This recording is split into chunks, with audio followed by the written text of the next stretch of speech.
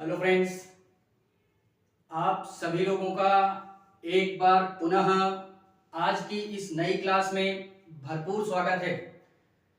इस क्लास के माध्यम से आज जो हम अध्ययन करने वाले हैं वो अध्ययन करेंगे इंडियन पॉलिटी में ही हमारा एक चैप्टर चल रहा था राष्ट्रपति जी से रिलेटेड। ठीक है, तो उसी चैप्टर को आज हम पुनः कंप्लीट करेंगे। सर्वप्रथम देखते हैं इसी में जो हमारी क्लास चल रही थी राष्ट्रपति जी के संदर्भ में, उसी को आज हम पुनः कंप्लीट करेंगे। पुनः से तात्पर्य यह है कि इससे पहले की क्लास में हम लोगों ने कुछ अनुच्छेदों के माध्यम से राष्ट्रपति जी के संदर्भ में बड़े ही बेहतरीन तरीके से अध्ययन किया। ठीक है, तो उन्हीं के संदर्भ में आज जो हमारी क्लास ये होगी वो पूरी तरीके से बेस्ड होगी, और बेस्ड होने के साथ साथ में जो भी हमारे अनुच्छेद राष्ट्रपति जी से रिलेटेड बच जाते हैं उन्हीं का आज हम भरपूर अध्ययन करेंगे। और इस क्लास में भरपूर हम आनंद भी लेंगे कि राष्ट्रपति जी से रिलेटेड जो भी सारी हमारी जानकारियां हैं या इनके संदर्भ में जो भी सारी बातें हमारी रह जाती हैं उन्हीं का भरपूर आनंद लेते हुए क्लास को स्टार्ट करते हैं। सर्वप्रथम थोड़ा सा रिवीजन मोड में लेते हैं कि ये हमारा भाग 5 के अंतर्गत आता है, जो कि भारतीय संविधान के अंतर्गत एक चैप्टर बनाया गया भाग 5 के नाम से। जिस प्रकार से यार हमारी किताबें होती हैं उनमें हम चैप्टर पढ़ते हैं और चैप्टर्स के अंदर ही हमारे उस पूरे चैप्टर का जो भी सारा मतलब मटेरियल होता है वो दिया होता है। ठीक है, तो इसी क्रम में जो भी हमारे भारतीय संविधान के निर्माता थे उन्होंने संविधान को निर्मित करते समय इन चैप्टर्स वाइज में, यानी ये जो भाग बनाया गया ये एक प्रकार से चैप्टर वाइज ही बनाया गया। ठीक है, कि किस भाग के अंतर्गत क्या मटेरियल हम देने वाले हैं या किन बातों का प्रावधान हमने किया है। तो भाग 5 के अंतर्गत कार्यपालिका के बारे में बात बोली गई है, यानी जो भी हमारी कार्यपालिका होगी और वो कार्यपालिका कौन सी होगी, तो वो होगी संघ की कार्यपालिका। ठीक है, तो भाग 5 के अंतर्गत हम लोग यही समझते हैं कि संघ दिया गया है और इस संघ के अंतर्गत ये कार्यपालिका का प्रावधान किया गया है। ठीक है, और इन्हीं के अंतर्गत हम इनका अध्ययन करते हैं राष्ट्रपति जी का। इसके पहले की क्लास में जो कि हमने जिक्र किया था कि जो इसमें अनुच्छेद का वर्णन मिलता है वो 52 से लेकर के 62 के मध्य में मिलता है। ठीक है, और इसके पश्चात में 63 से उपराष्ट्रपति जी आ जाते हैं, वो भी संघ में ही आते हैं अर्थात केंद्र में ही आते हैं, तो उनकी भी चर्चा हम करेंगे। लेकिन सर्वप्रथम अनुच्छेद 52 से लेकर के 62 के मध्य में ये हमारे संघ की जो कार्यपालिका है उसमें जो सबसे सर्वोच्च संवैधानिक पद है वो है हमारा राष्ट्रपति महोदय का। ठीक है, तो इसमें हम लोगों ने बात की थी अनुच्छेद 52 की। किसकी बात की थी? अनुच्छेद 52 की बात कर ली थी। 52 के पश्चात में अनुच्छेद 53, अनुच्छेद 54,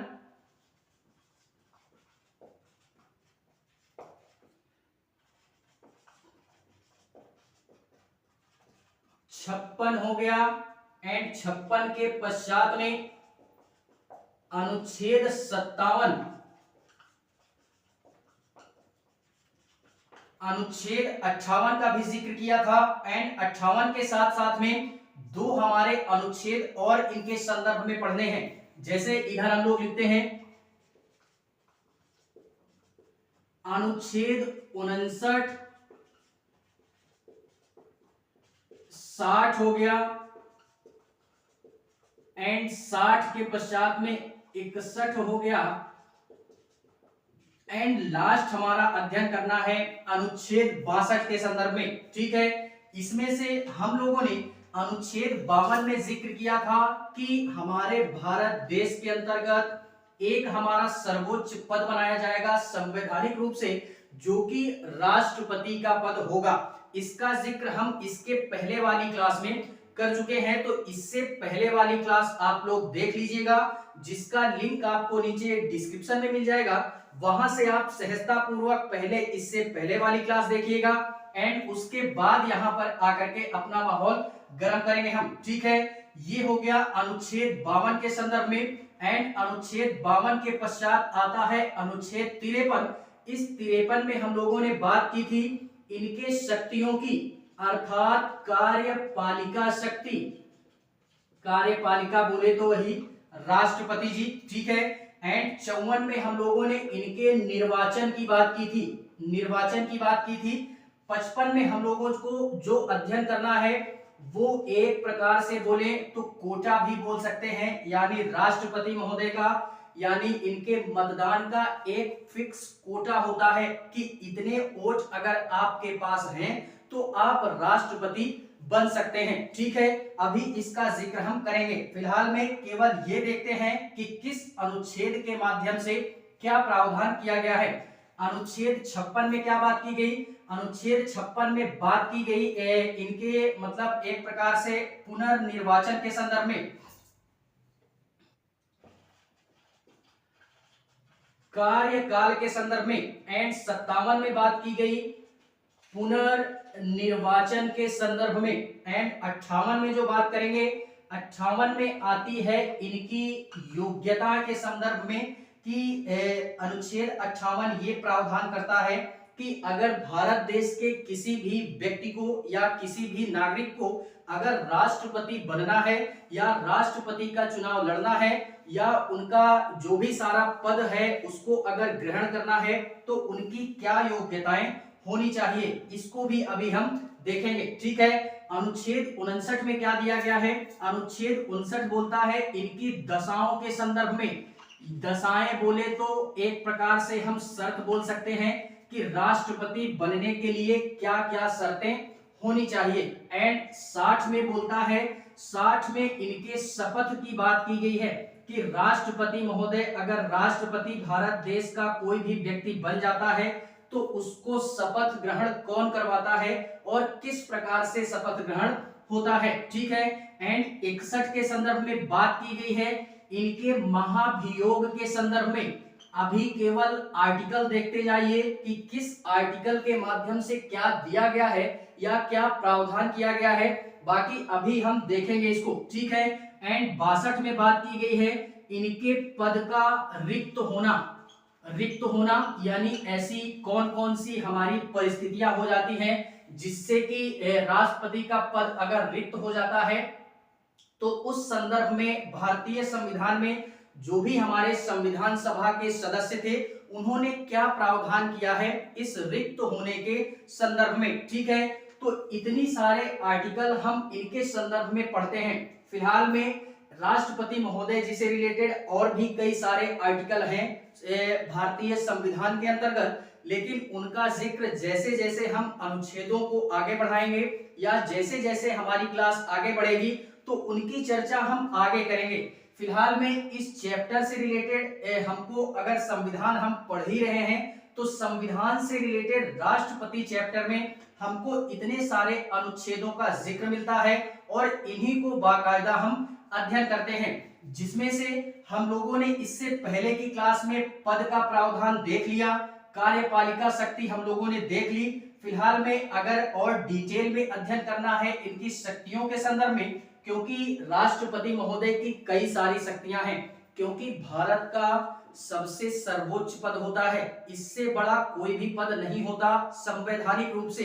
ठीक है, तो इनकी जो शक्तियां हैं वो काफी महत्वपूर्ण शक्तियां हैं और काफी पावरफुल शक्तियां हैं। ठीक है, जैसे आपातकाल शक्ति हो गई, शिक्षा से रिलेटेड शक्ति हो गई और इसी के संदर्भ में कई सारी शक्तियां हैं, तो उनका जिक्र हम आगे करेंगे। विधायी शक्ति, संसद शक्ति, काफी सारी शक्तियां हैं। ठीक है, तो इसकी हम अलग क्लास अटेंड कर देंगे तो वहां पे डिटेल अध्ययन करेंगे।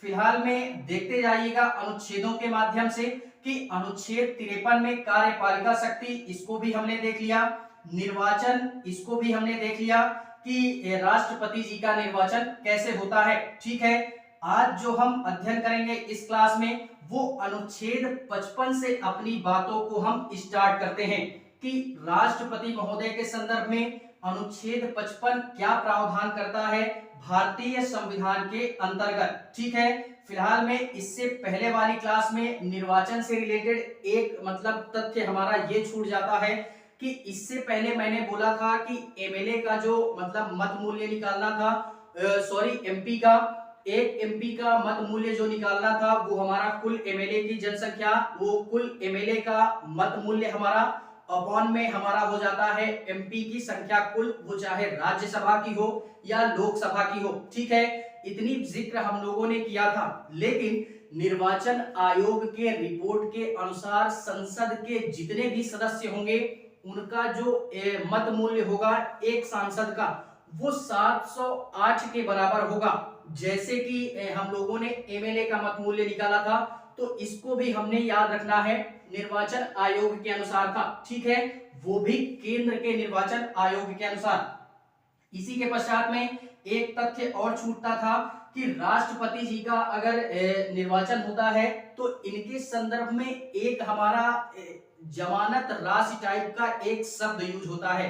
ये जमानत राशि होती क्या है, अगर किसी भी व्यक्ति को राष्ट्रपति बनना है तो उसके लिए एक प्रावधान किया गया है। क्या प्रावधान किया गया कि उसके लिए एक जमानत राशि आरबीआई के पास जमा करनी होती है या निर्वाचन आयोग के पास में जमा करना होता है, वो जब नॉमिनेशन वगैरह होता है। ठीक है, यानी जब नामांकन होता है तो एक प्रकार से जमानत राशि जमा करनी होती है और वो जमानत राशि हमारी होती है 15,000 रुपए। ठीक है, कि अगर राष्ट्रपति बनना है तो आपको पहले नामांकन के समय 15,000 रुपए की राशि जमा करनी पड़ेगी और ये अलग अलग चुनावों के लिए अलग अलग जमानत राशि प्रावधानित की गई है। हर एक चुनाव में या हर एक निर्वाचन के अंतर्गत जमानत राशि हमारी दी जाती है, वो चाहे मुखिया का चुनाव हो, प्रधान का चुनाव हो या जिला पंचायत का चुनाव हो, किसी भी प्रकार का कोई चुनाव होता है तो उसमें यार जमानत राशि दी जाती है। तो राष्ट्रपति जी के संदर्भ में 15,000 रुपए की जमानत राशि जमा करनी पड़ती है और इसमें एक हमारा फिक्स मतलब वोटिंग टाइप का होता है कि अगर कुल हमारे वोट जितने पड़ते हैं उसमें से अगर 1/6 वोट आपकी तरफ नहीं होता है तो ये जो जमानत राशि होती है ये जब्त हो जाती है। अर्थात कहने से तात्पर्य है कि ये आरबीआई के पास में या तो सरकारी खजाने में ये जब्त हो जाती है। ये 15,000 रुपए आपको वापस नहीं किए जाते हैं और अगर आप चुनाव जीत जाते हैं तो फिर ये 15,000 रुपए आपको वापस कर दिया जाता है। तो ये 1/6 का जो मटेरियल है इसको याद रखना है और ये जो 1/6 का मत मूल्य मैंने बताया ये हर एक चुनाव में सेम होता है।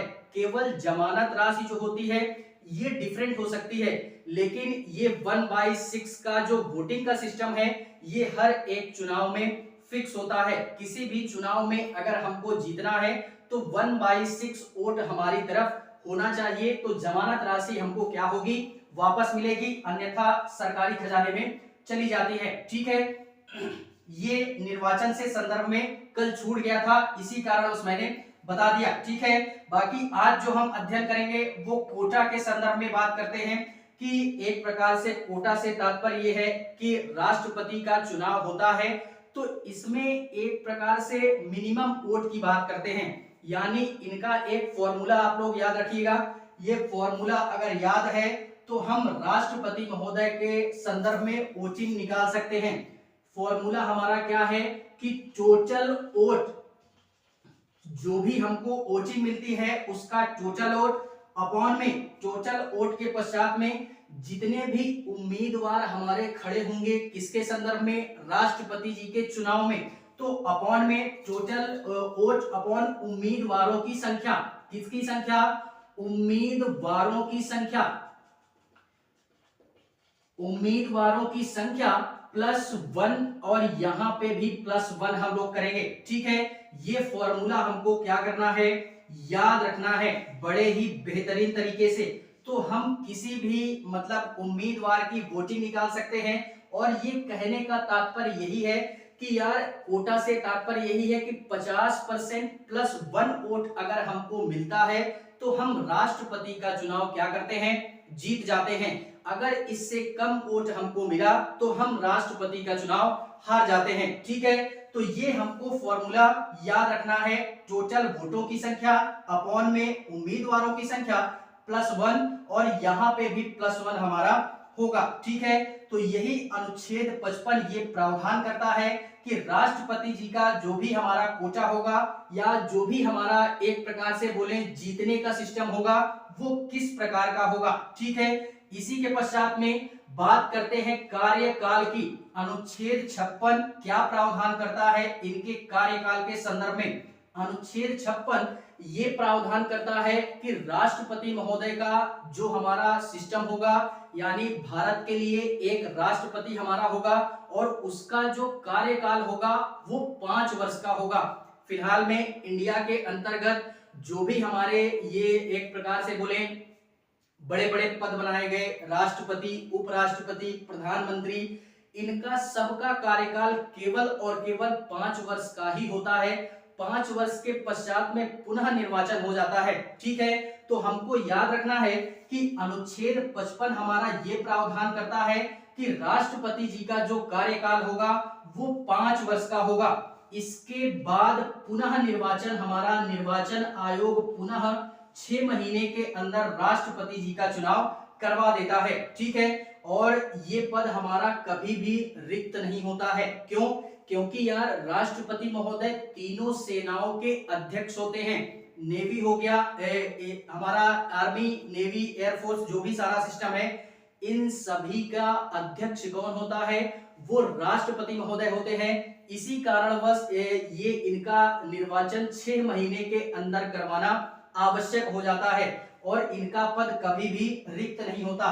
तो 5 वर्ष का ये कार्यकाल हमको याद रखना है। और इसके पहले भी अगर कोई भी राष्ट्रपति अगर अपना त्याग पत्र देना चाहता है, अर्थात इस्तीफा देना चाहता है, तो वो अपने उपराष्ट्रपति महोदय को अपना इस्तीफा दे सकता है। और अगर उपराष्ट्रपति महोदय नहीं उपस्थित होते हैं उस समय, तो फिर उस समय भारत का जो भी हमारा चीफ जस्टिस होगा, अर्थात मुख्य न्यायाधीश होगा सुप्रीम कोर्ट का, उसको वो अपना इस्तीफा आसानी पूर्वक दे सकते हैं। ठीक है, इस प्रकार से उनका पद रिक्त हो सकता है। अभी हम बात करेंगे वहां पद रिक्त होना अनुच्छेद 62 के संदर्भ में। ठीक है, इसके पश्चात में अनुच्छेद 57 की बात करते हैं कि अनुच्छेद 57 क्या प्रावधान करता है। ये बोलता है पुनर्निर्वाचन, अर्थात एक व्यक्ति अगर राष्ट्रपति बन गया तो क्या वो दोबारा राष्ट्रपति का चुनाव लड़ सकता है? क्या वो दोबारा राष्ट्रपति पद को ग्रहण कर सकता है? तो बिल्कुल कर सकता है। जितनी बार चाहे वो उतनी बार राष्ट्रपति पद पे बैठ सकता है। इसी को हम लोग पुनर्निर्वाचन के नाम से जानते हैं। और अभी तक की, वर्तमान तक की स्थिति की बात करूं तो डॉक्टर राजेंद्र प्रसाद हमारे ऐसे राष्ट्रपति हैं जिन्होंने लगातार 2 बार राष्ट्रपति पद को ग्रहण किया। ठीक है, इनके पश्चात में अभी वर्तमान तक की स्थिति में ऐसा कोई भी राष्ट्रपति हमारा नहीं होता है भारत देश के अंतर्गत जो कि लगातार 2 बार राष्ट्रपति का चुनाव जीता हो। ठीक है, तो इसको भी नोट पॉइंट बना करके हम लोग याद रखेंगे। इसके पश्चात में योग्यताओं के संदर्भ में बात करें कि अगर किसी भी व्यक्ति को राष्ट्रपति का चुनाव लड़ना है तो उसके अंदर क्या एबिलिटी होनी चाहिए, क्या योग्यताएं होनी चाहिए कि वो हमारा राष्ट्रपति के पद पे बैठ सकता है। ठीक है, तो अनुच्छेद 58 हमारे इनकी योग्यताओं के संदर्भ में बात करता है और ये बोलता है योग्यताओं के संदर्भ में कि योग्यताएं देखते हैं इनकी कि इनकी योग्यताएं क्या होनी चाहिए। सर्वप्रथम 50 प्रस्तावक और 50 अनुमोदक। यार आजकल राष्ट्रपति बनना आसान नहीं है, नहीं ऐसा तो भारत देश का हर एक व्यक्ति राष्ट्रपति बन जाता, क्योंकि योग्यताएं हमारी ऐसी होनी चाहिए जो कि डिफरेंट होनी चाहिए। अभी देखते हैं हम लोग, इसमें पहली बात तो ये बोला कि भारत का नागरिक होना चाहिए। तो ये प्रावधान या ये बात तो हमारे अंदर भी है कि हम लोग भी भारत के नागरिक हैं, तो क्या हम राष्ट्रपति बन सकते हैं? ऐसा नहीं है। देखते जाइएगा, पहला पॉइंट, सर्वप्रथम भारत का नागरिक होना चाहिए। पहला पॉइंट, तो वो राष्ट्रपति बन सकता है। दूसरा इसी के संदर्भ में वो लोकसभा में चुनने योग्य होना चाहिए या लोकसभा का सदस्य होना चाहिए, और लोकसभा में सदस्यता लेने के लिए कम से कम व्यक्ति के अंदर या उस व्यक्ति की जो आयु होनी चाहिए वो 25 वर्ष की होनी चाहिए। ठीक है, राज्यसभा में सदस्यता लेने के लिए 30 वर्ष की आयु होनी चाहिए, राष्ट्रपति बनने के लिए कम से कम 35 वर्ष की आयु होनी चाहिए। इसी वजह से हम लोग देखते हैं जो भी हमारे राष्ट्रपति बनते हैं वो काफी एजेड लोग बनते हैं, यानी 40 साल की कम उम्र के अभी ऐसा कोई भी राष्ट्रपति नहीं हुआ है। सब वही 50 साल 60 साल या इससे भी अधिक आयु के लोग ही अभी तक राष्ट्रपति बने हैं। क्यों? क्योंकि यार इतना जल्दी वहां तक पहुंचना मुमकिन भी नहीं है। ठीक है, और इसके संदर्भ में और क्या याद रखना है, और ये याद रखना है भारत का नागरिक होना चाहिए, लोकसभा का सदस्य होना चाहिए, एंड इसी के पश्चात में 50 प्रस्तावक और 50 अनुमोदक कहने से तात्पर्य यह है, यही सबसे बड़ी कंडीशन हो जाती है राष्ट्रपति के चुनाव में। अर्थात नहीं तो आज इंडिया का हर एक व्यक्ति राष्ट्रपति बन सकता था, यही कंडीशन फॉलो नहीं हो पाती है तभी कोई भी व्यक्ति राष्ट्रपति नहीं बन पाता है, कोई आम नागरिक। 50 प्रस्तावक और 50 अनुमोदक से तात्पर्य यह है कि 50 विधायक और 50 सांसद आपके फेवर में होने चाहिए। अगर ये 50 प्रस्तावक और 50 अनुमोदक आपके फेवर में हैं तो आप राष्ट्रपति का चुनाव लड़ सकते हैं। ठीक है, ये हमारी तीसरी कंडीशन हो गई। इसी प्रकार की हमारी और भी कंडीशनें हैं कि वो हमारा एक प्रकार से बोले लाभ के पद पर नहीं होना चाहिए। लाभ के पद से तात्पर्य ये है कि कोई भी गवर्नमेंट जॉब में नहीं होना चाहिए। लाभ के पद से तात्पर्य यही है, लाभ के पद पर अगर है तो फिर वो राष्ट्रपति का चुनाव नहीं लड़ सकता है। इस कैटेगरी को भी बहुत सारे लोग फुलफिल नहीं कर पाते हैं, क्योंकि आजकल यार गवर्नमेंट जॉब मिलना सबके बस की बात नहीं है, सरकारी नौकरी सबके बस की बात नहीं है। ठीक है, चुनिंदा लोगों को ही गवर्नमेंट जॉब प्राप्त होती है और बाकी आम नागरिक तो है ही यार वैसे ही। ठीक है, तो ये 3-4 पॉइंट हमको याद रखना है जो कि अनुच्छेद 58 के संदर्भ में इनकी योग्यताओं को दर्शाता है कि अगर किसी भी व्यक्ति को राष्ट्रपति बनना है तो उसके अंदर क्या क्या योग्यताएं होनी चाहिए। ठीक है, 3 से 4 पॉइंट हमने याद रखना है। इसी के पश्चात में बात करते हैं इनकी दशाओं की, यानी शर्तें दोनों सेम ही है, वैसे कोई इसमें ज्यादा डिफरेंशिएशन नहीं है। इसमें भी 1-2 तथ्य देख लेते हैं इनकी दशाओं के संदर्भ में कि इसको भी याद रखना फिलहाल में दोनों सेम है, यानी योग्यता और शर्त दोनों सेम ही है। ठीक है, भारत का नागरिक हो, लोकसभा में सदस्यता होनी चाहिए, 50 प्रस्तावक 50 अनुमोदक होनी चाहिए। लेकिन यहाँ पे एक कंडीशन ये बन जाती है कि अगर वो लोकसभा या राज्यसभा कहीं का भी सदस्य है और वो चुनाव जीत गया राष्ट्रपति का, तो उसको वहां की सदस्यता अपनी रिक्त करनी पड़ेगी, अर्थात वहां का जो पद है उसको छोड़ना पड़ेगा चुनाव जीतने के पश्चात में और शपथ ग्रहण करने के पहले। ठीक है, तभी वो राष्ट्रपति पद पे बैठ सकता है। दशाओं के संदर्भ में एक पॉइंट ये भी नोट करना, और इसी के पश्चात में और भी 2-3 पॉइंट नोट कर लेना कि वो दिवालिया नहीं होना चाहिए, अर्थात बोलते हैं ना कि बैंक करप्ट हो गया, तो इस प्रकार से अगर किसी भी व्यक्ति को राष्ट्रपति बनना है तो वो दिवालिया नहीं होना चाहिए। दिवालिया के साथ साथ पागल नहीं होना चाहिए, पागल होने के साथ साथ में लाभ के पद पर नहीं होना चाहिए। ठीक है, इस प्रकार की कंडीशनें हमारी ये दशाओं के संदर्भ में या शर्तों के संदर्भ में याद रखना है। तो अनुच्छेद 59 और ये 58 दोनों सेम ही है, दोनों को मिला करके आप लोग याद रखेंगे। एंड इसी के पश्चात में अनुच्छेद 60 क्या प्रावधान करता है? अनुच्छेद 60 इनके शपथ का प्रावधान करता है कि राष्ट्रपति महोदय, अगर कोई भी व्यक्ति राष्ट्रपति बन जाता है तो उसका जो शपथ ग्रहण होगा अर्थात जिसको हम ओथ सेरेमनी बोलते हैं, ठीक है, ओथ सेरेमनी बोलते हैं, यानी शपथ ग्रहण। उनको शपथ कौन दिलाएगा? तो उनको शपथ दिलाएगा हमारा सुप्रीम कोर्ट का मुख्य न्यायाधीश, ठीक है, यानी जिसको हम चीफ जस्टिस ऑफ इंडिया के नाम से भी जानते हैं। और कभी कभार ऐसा हो जाता है कि यार हमारा अगर शपथ दिलानी होती है तो उस समय हमारे चीफ जस्टिस नहीं होते हैं, तो उस समय उनको शपथ कौन दिलाएगा? तो यार हमारे कोर्ट में, यहाँ पे सुप्रीम कोर्ट में इस समय फिलहाल में एक प्रकार से बोले तो 34 जज है हमारे, एक सुप्रीम कोर्ट का मुख्य न्यायाधीश, बाकी 33 अन्य न्यायाधीश हैं। तो जिस समय मुख्य न्यायाधीश नहीं होगा उस समय अन्य न्यायाधीश हमारे इनको शपथ दिला सकते हैं। और उन अन्य न्यायाधीशों में जो सर्वोच्च न्यायाधीश होगा वो दिलाएगा, ठीक है। और कभी कभार किसी कोई हमारे भाई ऐसे हैं या कोई मेरा शेर ऐसे होगा कि उनके माइंड में ये हमारा क्वेश्चन आएगा कि मानते हैं कि चीफ जस्टिस भी नहीं, चीफ जस्टिस के पश्चात में अन्य न्यायाधीश भी नहीं है, तो फिर इस संदर्भ में कौन शपथ दिलाएगा? तो इस संदर्भ में हमारे हाई कोर्ट के जो मुख्य न्यायाधीश होंगे उनको वहां से बुलाया जाएगा सुप्रीम कोर्ट में, और वो फिर क्या करेंगे? वो शपथ दिलाएंगे। और यहाँ पे एक नोट पॉइंट ये नोट करना कि पूरे के पूरे भारत देश के अंतर्गत हमारे 25 हाई कोर्टों की व्यवस्था की गई है, ठीक है। भारत देश के अंतर्गत इस समय वर्तमान में 25 हाई कोर्टों की व्यवस्था की गई है।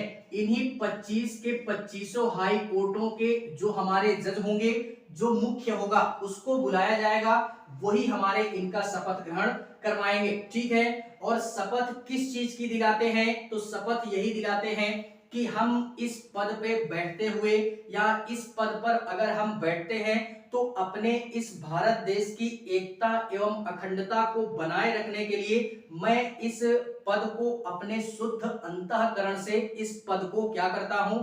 ग्रहण करता हूं। इसकी मैं बाकायदा प्रतिज्ञा लेता हूं कि मैं जब से इस पद पर बैठूंगा तो भारत देश के कल्याण की ही बात करूंगा, अर्थात इसके एकता एवं अखंडता की ही मैं बात करूंगा, ठीक है। तो यही सारे हमारी शपथ दिलाई जाती है, जो कि अनुच्छेद 60 के अंतर्गत भारतीय संविधान में संविधान सदस्यों के द्वारा इसका प्रावधान किया गया है, ठीक है। तो ये हुआ अनुच्छेद 60 के संदर्भ में। बात करते हैं अनुच्छेद 61 के संदर्भ में कि ये क्या प्रावधान करता है राष्ट्रपति महोदय के संदर्भ में। तो अनुच्छेद 61 बोलता है महाभियोग के संदर्भ में, यानी राष्ट्रपति जी को बैठा दिया गया है तो इनको हटाने का भी प्रावधान संविधान में किया गया है, क्योंकि अगर ये कोई गलत कार्य करते हैं और फिर भी ये उस पद पर बने हैं, क्योंकि सर्वोच्च पद है, अपने मन से अगर नहीं हटते हैं, पावरफुल पद है, कह देंगे कि हम नहीं हटेंगे और गलत कार्य किए जा रहा है, असंवैधानिक कार्य किए जा रहा है, तो इस संदर्भ में भी भारतीय संविधान में संविधान सभा के सदस्यों ने बड़े ही बेहतरीन तरीके से इसका भी प्रावधान किया है। कितना बेहतरीन संविधान बनाया संविधान को निर्मित करने वालों ने, ठीक है। वो हटाने की जो प्रक्रिया है उसको हम पॉलिटी की लैंग्वेज में महाभियोग बोलते हैं, ठीक है। पॉलिटी का अध्ययन कर रहे हैं, इस वजह से पॉलिटी की भाषा ही बोलेंगे कि महाभियोग शब्द यूज करते हैं। महाभियोग से तात्पर्य यह है कि राष्ट्रपति जी को किस प्रकार से हटाया जाएगा अगर वो असंवैधानिक कार्य करते हैं, तो इसको देखते हैं। ये काफी इंपॉर्टेंट है और भारत का सबसे कठोर कानून हमारा महाभियोग लाना ही है, क्योंकि सबसे सर्वोच्च पद है और संवैधानिक पद है, इसी कारण वह सबसे कठोर कानून हमारा ये महाभियोग ही है, ठीक है। और महाभियोग अगर लाया जाएगा तो ये राज्यसभा या लोकसभा किसी में भी लाया जा सकता है। ये अगर लाना होगा तो राज्यसभा और लोकसभा ये दोनों में से किसी में भी लाया जा सकता है, और लाया जाएगा तो इसके लिए भी कंडीशन दी गई है। क्या कंडीशन दी गई है? कि कंडीशन ये दी गई है कि लोकसभा में 545 सदस्य और इसके पश्चात में राज्यसभा में 245 सदस्य। अब ये 545 और 245 ये क्या करते हैं? कि इनमें एक प्रकार से बोले तो अगर लाना होगा तो सर्वप्रथम दोनों में से कहीं से भी अगर स्टार्ट करना होगा तो कम से कम 25% बहुमत के साथ में ये महाभियोग की प्रक्रिया स्टार्ट होगी हमारे। अब वो चाहे लोकसभा में हो या राज्यसभा में हो। अगर लोकसभा की बात करें तो 1/4 अर्थात 25% मत के साथ में इसको हम स्टार्ट करेंगे, ठीक है। और जैसे ही ये कानूनी प्रक्रिया महाभियोग की स्टार्ट हो जाती है तो फिर उसके पश्चात में 1/4 के पश्चात में इसके पश्चात में 2/3 बहुमत से ये हमारा पारित किया जाएगा। स्टार्ट करने के लिए 1/4 मत और पारित करने के लिए उस विधेयक को पारित करने के लिए महाभियोग वाले को 2/3 बहुमत की आवश्यकता होती है। और जब ये 2/3 बहुमत से लोकसभा से पारित होकर के राज्यसभा में जाएगा तो इसी बीच में लोकसभा के जो हेड होंगे या जो स्पीकर होंगे वो राष्ट्रपति महोदय को सूचित कर देंगे कि आपको हटाने की प्रक्रिया स्टार्ट हो गई है, आप अपनी व्यवस्था बना लीजिए इस पद से रिक्त होने के लिए, या अपना आप कोई वकील ढूंढ लीजिए, या अपनी तरफ से दलाली करने के लिए किसी भी व्यक्ति को चुनिए, या अपनी जो भी सारा सिस्टम है ना, बोलते हैं अपनी सफाई के लिए आप अपनी तरीके से कोई भी व्यक्ति को आप हमारे पास ला सकते हैं, अर्थात अपनी सफाई दे सकते हैं कि आप इस प्रकार का कार्य नहीं किए हुए हैं या किस कारणवश आपको हटाया जा रहा है, तो आप अपनी सफाई दे सकते हैं इसी 14 दिन के मध्य में, ठीक है। तो ये जब दूसरे सदन में जाएगा अर्थात राज्यसभा में जाएगा तो 14 दिन का समय दिया जाता है राष्ट्रपति महोदय को कि आप अपनी सफाई पेश कीजिए, ठीक है। उसके पश्चात में राज्यसभा में भी अगर 2/3 बहुमत से पारित हो गया तो फिर ये महाभियोग के अंतर्गत आ जाता है और राष्ट्रपति महोदय को इनके पद से रिक्त कर दिया जाता है, ठीक है। तो ये याद रखना दोनों में से कहीं में भी लाया जाएगा, और अगर पहले राज्यसभा में लाया जाएगा तो यहाँ भी आरंभ करने के लिए 1/4 और पारित करने के लिए 2/3, ठीक है। उसके पश्चात में अगर यहाँ पे जाएगा लोकसभा में तो भी 14 दिन का समय दिया जाएगा। सबसे कठोर कानून यही होता है। फिलहाल में अभी वर्तमान तक की स्थिति में ऐसा कोई भी राष्ट्रपति भारत देश के अंतर्गत नहीं हुआ जो कि असंवैधानिक कार्य किया हो उसने और उसके ऊपर महाभियोग लाया गया हो, ऐसा अभी तक कोई भी राष्ट्रपति नहीं हुआ है, ठीक है। इसको भी याद रखना है।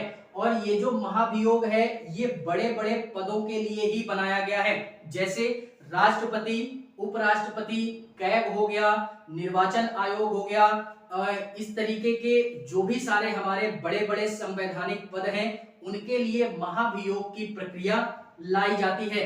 और ये केवल महाभियोग शब्द राष्ट्रपति जी के संदर्भ में ही यूज होगा, बाकी और किसी के ऊपर अगर महाभियोग लाया जाएगा तो उस उनके संदर्भ में महाभियोग शब्द ना यूज करके संसद की कार्यवाही शब्द यूज करेंगे, ठीक है, अगर और किसी के प्रति लाते हैं तो, ठीक है।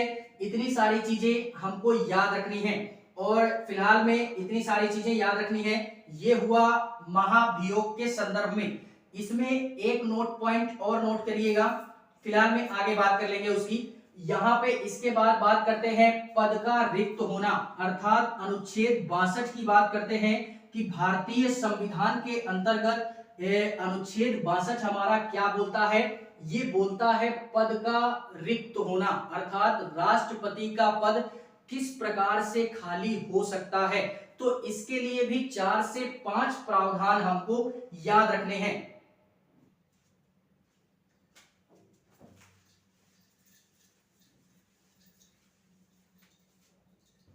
देखते हैं इसी में अनुच्छेद 52 क्या प्रावधान करता है, पद के रिक्त होने का प्रावधान करता है।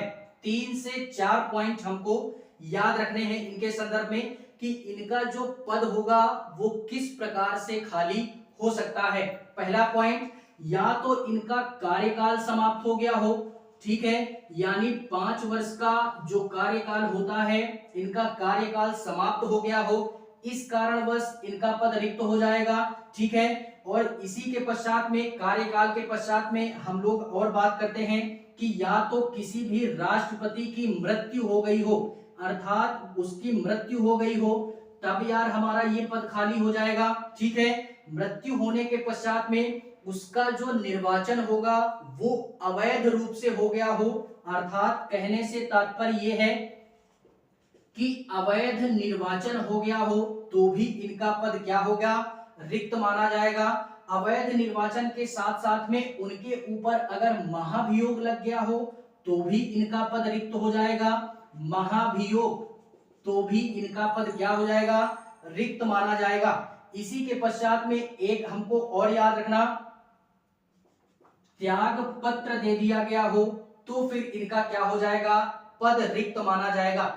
मेरे हिसाब से यही 4 से 5 तथ्य हमारे ऐसे होते हैं जो कि किसी भी राष्ट्रपति के संदर्भ में अगर हो जाते हैं तो उनका पद हमारा रिक्त हो जाता है।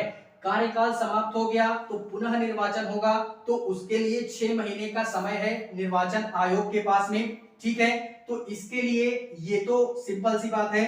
लेकिन अगर ये 4 पॉइंट हमारे हो जाते हैं राष्ट्रपति जी के संदर्भ में, जो कि पद रिक्त हो जाता है, तो इस संदर्भ में उपराष्ट्रपति महोदय कार्यभार संभालने के लिए आ जाते हैं। ठीक है, क्योंकि राष्ट्रपति जी नहीं होंगे तो इनका पद कौन संभालेगा, उपराष्ट्रपति संभालेंगे। और ये जो उपराष्ट्रपति होते हैं इनका विशेष रूप से कोई कार्य होता नहीं है उपराष्ट्रपति के लिए, क्योंकि सारा कार्य राष्ट्रपति महोदय ही कर देते हैं। वो कभी कभार बाई चांस ऐसा हो जाता है कि राष्ट्रपति अगर नहीं होते हैं तो फिर उपराष्ट्रपति की आवश्यकता होती है।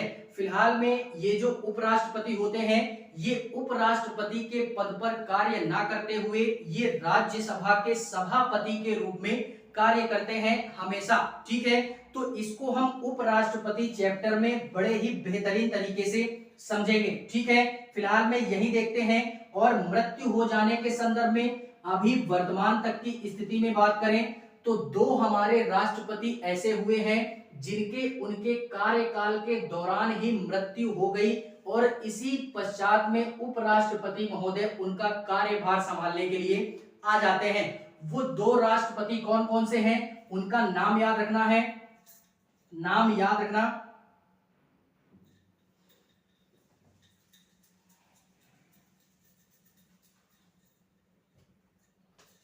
दो राष्ट्रपति जिनके कार्यकाल के दौरान ही मृत्यु हो गई। पहला जाकिर हुसैन, नाम सुना होगा, जाकिर हुसैन एक राष्ट्रपति हुए हमारे जिनके की कार्यकाल के दौरान ही मृत्यु हो गई। ठीक है, अब जब इनकी मृत्यु हो गई तो इनका पद ग्रहण करने के लिए उपराष्ट्रपति महोदय को इनके स्थान पे लाया गया। और इस समय जो हमारे राष्ट्रपति थे उस समय के वो थे वीवी गिरी करके। कौन थे? वीवी गिरी। इनको सभापति से बुलाया गया, सभापति के रूप में कार्य कर रहे होते हैं, वहां से इनको बुलाया गया उपराष्ट्रपति पद को संभालने के लिए। लेकिन ये बंदा इतना दिमाग का तेज, ये आया यहाँ पे केवल और केवल कार्यवाहक के रूप में, लेकिन इसने दिमाग ये लगा दिया कि राष्ट्रपति का पद अगर रिक्त है तो क्यों ना मैं ही राष्ट्रपति का चुनाव लड़ जाऊं। ठीक है, क्योंकि 6 महीने के अंदर चुनाव होना अनिवार्य है। ठीक है, तो ये इतना बड़ा चूतिया किस्म का इंसान था कि ये यहाँ का पद अपने छोड़ देता है। कहाँ का पद? राज्यसभा का पद चुनाव जीतने से पहले ही छोड़ देता है।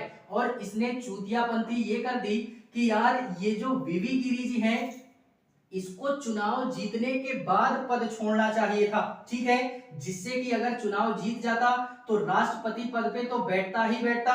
ठीक है, और जिससे यहाँ का पद खाली भी नहीं होता। लेकिन इसने दिमाग ये लगा दिया कि ये पहले ही यहाँ का क्या कर देता है, राज्यसभा का सभापति पद छोड़ देता है और यहीं पे आ जाता है। तो ये चूतियापंथी वाली बात थी। और कॉन्फिडेंस देखो बंदे का, कॉन्फिडेंस थोड़ा सा तगड़ा था कि इसको मतलब पता था ऐसे कि मैं चुनाव जीतूंगा ही जीतूंगा, तभी इसने इस पद को छोड़ दिया। तो इसने चूतियापंथी वाली बात तो कर ही दी थी। क्यों? क्योंकि इसने हमारी पॉलिटी की क्लास अटेंड नहीं की थी, इस कारणवश। ठीक है, तो इस कारणवश हमारे कार्यवाहक के रूप में इसी के स्थान पर एक और हमारे मतलब एक प्रकार से बोलें तो कार्यवाहक के रूप में एक बंदा और आता है। जब इसका काम यहां से समाप्त हो जाता है तो एक हमारे आते हैं चीफ जस्टिस, जिनको हम एम हिदायत उल्ला के नाम से जानते हैं। एम हिदायत उल्ला, एम हिदायत उल्ला के नाम से जानते हैं। ये हमारे सुप्रीम कोर्ट के चीफ जस्टिस होते हैं, जो कि जाकिर हुसैन की मृत्यु के पश्चात में वीवी गिरी जी आते हैं। और कॉन्फिडेंस बंदे का तगड़ा था, तो जब ये हटता है, क्योंकि पद वहां से छोड़ दिया था, इसी कारणवश इनके पश्चात में इस राष्ट्रपति पद को संभालने के लिए एम हिदायत उल्ला जी को लाया जाता है। ठीक है, तो ये दोनों पॉइंट याद रखने कि जाकिर हुसैन की मृत्यु के पश्चात में ऐसे कौन से दो व्यक्ति ऐसे हुए जो कि कार्यवाहक राष्ट्रपति के रूप में अपनी भूमिका को अदा करते हैं। तो वो हमारे पहले थे वीवी गिरी जी और दूसरे हैं एम हिदायतुल्ला। वीवी गिरी उपसभापति थे और एम हिदायतुल्ला सुप्रीम कोर्ट के मुख्य न्यायाधीश थे। ठीक है, इसको याद रखना। एंड दूसरे हमारे राष्ट्रपति ऐसे हुए जिनकी कार्यकाल के दौरान मृत्यु हो गई, वो थे हमारे एक प्रकार से बोले फखरुद्दीन अली। इनकी भी कार्यकाल के दौरान ही मृत्यु हो गई, जिस कारणवश इनका पद क्या हुआ, रिक्त हुआ। तो इस दौरान में जो हमारे उपसभापति थे वो कौन थे, वो थे हमारे वीडी जत्ती। ये हमारे उस समय कौन थे, ये उस समय के हमारे उपसभापति या उपराष्ट्रपति थे, जो कि फखरुद्दीन की मृत्यु के पश्चात में उनका पद ग्रहण करने के लिए ये आते हैं। ठीक है, तो ये क्वेश्चन यहां से ये बनेगा कि दो ऐसे कौन से हमारे राष्ट्रपति महोदय हैं जिनकी मृत्यु के पश्चात में कार्यवाहक राष्ट्रपति के रूप में ऐसे कौन कौन से व्यक्ति आते हैं। तो पद हमारे दो थे, दो राष्ट्रपति हुए, लेकिन तीन कार्यवाहक हमारे उपराष्ट्रपति पद पे बनते हैं, क्योंकि वीवी गिरी जी ने चूतियापंथी की थी इस कारणवश। ठीक है, तो इसको भी हमने याद रखना है। और फिलहाल में जब ये उपराष्ट्रपति हमारा राष्ट्रपति पद पे बनता है, तो उसी प्रकार की पूरी फैसिलिटीज जो राष्ट्रपति महोदय को दी जाती है, वो सारी फैसिलिटीज हमारे उपराष्ट्रपति महोदय को भी दी जाती है। इसका अध्ययन हम उपराष्ट्रपति में करेंगे। ठीक है, ये मृत्यु के दौरान अगर पद रिक्त होता है तो ये कंडीशन थी कि अभी तक दो हमारे ऐसे राष्ट्रपति होते हैं वर्तमान तक की स्थिति में। ठीक है, अवैध निर्वाचन से तात्पर्य क्या है? अवैध निर्वाचन से तात्पर्य यह है कि अगर कोई भी व्यक्ति राष्ट्रपति का चुनाव लड़ गया और वो जीत भी गया और बाद में ये पता चला कि उस व्यक्ति ने एक प्रकार से बोले धोखाधड़ी कर करके अपना नामांकन करवाया और चुनाव जीता राष्ट्रपति का, तो फिर इस संदर्भ में भी राष्ट्रपति का पद रिक्त हो जाएगा। अवैध निर्वाचन के संदर्भ में उसने नामांकन के समय शायद ये न बताया हो कि वो लाभ के पद पर रहा हो, अर्थात गवर्नमेंट जॉब में रहा हो। ठीक है, या उसने सदस्यता ना ली रही हो लोकसभा की या राज्यसभा की, इस तरीके से अवैध हो सकता है। ठीक है, तो ये अवैध निर्वाचन अगर होता है तो भी फिर राष्ट्रपति का पद रिक्त हो जाएगा। और महाभियोग का अध्ययन हम लोगों ने किया ही, त्याग पत्र दे देते हैं तो फिर पद उनका रिक्त हो ही जाता है। तो ये 3 से 4 कंडीशनें हमको याद रखनी है कि अगर किसी भी राष्ट्रपति का पद रिक्त होगा तो वो किस प्रकार से होगा और कौन कौन सी ऐसी कंडीशनें फॉलो होती हैं। ठीक है, तो ये था फिलहाल में अनुच्छेद 52 से लेकर के अनुच्छेद हमारे 62 के संदर्भ में, जो कि राष्ट्रपति महोदय के संदर्भ में बड़े ही बेहतरीन तरीके से जो भी हमारे संविधान सभा के सदस्य थे उन्होंने बड़े ही बेहतरीन तरीके से राष्ट्रपति महोदय के संदर्भ में प्रावधान हमारे भारतीय संविधान में किया है। ठीक है, तो इतने सारे अनुच्छेदों को हमको याद रखना है और माइंड में सेट करके भी रखना है। यहाँ एक पॉइंट और नोट कर लीजिएगा कि जो भी हमारा एक प्रकार से बोले एक नोट पॉइंट डाल लीजिएगा। फिलहाल में ये यहाँ से समाप्त है। ठीक है, राष्ट्रपति महोदय को एक भवन दिया जाता है इनको रहने के लिए, जिसको हम राष्ट्रपति भवन के नाम से जानते हैं, जिसमें अभी वर्तमान की स्थिति में बात करें तो 340 से भी ज्यादा कमरे इस राष्ट्रपति भवन में बने हुए हैं। और सोचो बंदा अकेले रहता है 340 मतलब कमरों में या अकेले इस राष्ट्रपति भवन में। ठीक है, बाकायदा फैसिलिटीज और इस राष्ट्रपति भवन के सामने एक रास्ता जाता है हमारा, जिसको हम राजपथ के नाम से जानते हैं, राजपथ बोलते हैं।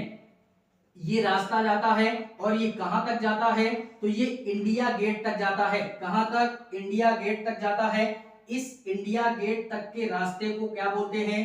राजपथ बोलते हैं, जो कि दिल्ली में ही है, ठीक है। और इस एक प्रकार से बोले राष्ट्रपति भवन के पीछे हमारा एक बहुत बड़ा गार्डन बना हुआ है, जिसको हम लोग मुगल गार्डन बोलते हैं, मुगल गार्डन बोलते हैं, जो कि राष्ट्रपति भवन के पीछे बना हुआ है। और ये पूरे भारत देश में ऐसा गार्डन है जहां पे 1200 से ज्यादा कैटेगरी के फूल पाए जाते हैं। तो इतना विशाल गार्डन है और 1200 से ज्यादा यहाँ फूलों की प्रजातियां लगाई गई हैं, ठीक है। और अगर बात करें तो ये जो हमारा राष्ट्रपति भवन है, इसको हमारा बनवाया किसने? इसको बनवाते हैं हमारे एक प्रकार से लुटियंस करके आते हैं। तो लुटियंस ये हमारे अंग्रेजी यानी ब्रिटिशर्स थे, इन्हीं के द्वारा ये हमारे राष्ट्रपति भवन का निर्माण किया गया। और इनके एक सहायक के रूप में बेकर्ड नाम के एक हमारे इनके सहायक के रूप में कार्य करते हैं, जो कि राष्ट्रपति भवन का निर्माण करते हैं, ठीक है। और इंडिया गेट किसके याद में बनवाया गया? इंडिया गेट बनवाया गया था फर्स्ट वर्ल्ड वॉर में जितने भी जवान हमारे भारत देश के शहीद होते हैं प्रथम विश्व युद्ध में, उन्हीं की स्मृति में इंडिया गेट हमारा क्या किया गया? बनवाया गया, जो कि दिल्ली में स्थापित है, ठीक है। इतनी सारी चीजें हमको याद रखनी है। दिल्ली के संदर्भ में एक पॉइंट और नोट कीजिएगा कि दिल्ली हमारी 3 हिस्सों में बटी है। दिल्ली कितने हिस्सों में बटी है? 3 हिस्सों में। एक हमारा हो गई नई दिल्ली, एक हमारी हुई नई दिल्ली, जो कि अभी वर्तमान में नया नया बना है, नई दिल्ली बोलते हैं। एक हमारी पुरानी दिल्ली हो गया, जो कि हमारी मुगलों के समय बनी। किसके समय? मुगलों के समय, जब हमारे मुगल दिल्ली पर अपनी सत्ता को स्थापित किए हुए थे, उनके संदर्भ में या उन्हीं के समय हमारी पुरानी दिल्ली की स्थापना होती है। यहाँ जानी हमारे जो लाल किला है, जामा मस्जिद वाला एरिया है, इस तरीके की जो पुरानी बिल्डिंग हमारी जिस भी एरिया में अगर दिल्ली में मिलती है, वही हमारी पुरानी दिल्ली है, ठीक है। ये मुगलों के द्वारा स्थापित की गई पुरानी दिल्ली। और एक दिल्ली है हमारी लुटियंस दिल्ली, लुटियंस दिल्ली, इसकी स्थापना हमारे लुटियंस के द्वारा की गई थी, ठीक है, जिन्होंने इस राष्ट्रपति भवन का निर्माण करवाया था। और देश हमारा कहां से चलता है? देश हमारा पूरा चलता है लुटियंस दिल्ली से, ना कि नई दिल्ली से, पुरानी दिल्ली से। कहां से चलता है? लुटियंस दिल्ली से। और ये जो लुटियंस दिल्ली है, यहीं पे हमारे जो भी संवैधानिक बड़ी बड़ी इमारतें हैं, जैसे राष्ट्रपति भवन, सुप्रीम कोर्ट के पश्चात में संसद भवन हो गया, इस प्रकार की जो भी बड़ी बड़ी इमारतें हमारी दिल्ली में है या दिल्ली के जिस भी क्षेत्र में है, उनको हम लुटियंस दिल्ली के नाम से भी जानते हैं। और ये लुटियंस दिल्ली की स्थापना अंग्रेजों के द्वारा की गई थी। किसके द्वारा? अंग्रेजों के द्वारा। तो इसको भी याद रखना, दिल्ली हमारी 3 हिस्सों में बटी है, पहली नई दिल्ली, पुरानी दिल्ली, लुटियंस दिल्ली, ठीक है। देश भी हमारा यहीं से चलता है। तो फिलहाल में ये इतनी सारी चीजें याद रखना है।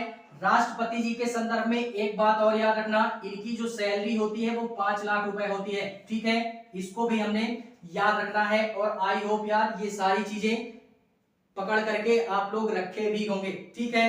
तो फिलहाल में ये थी हमारी आज राष्ट्रपति जी के संदर्भ में पूरी की पूरी बातें, जो कि हमने बड़े ही बेहतरीन तरीके से अध्ययन किया। किसी भी प्रकार से अगर कोई प्रश्न यहाँ से आता है तो इस चैप्टर से रिलेटेड हमारा प्रश्न जाना नहीं चाहिए, ठीक है।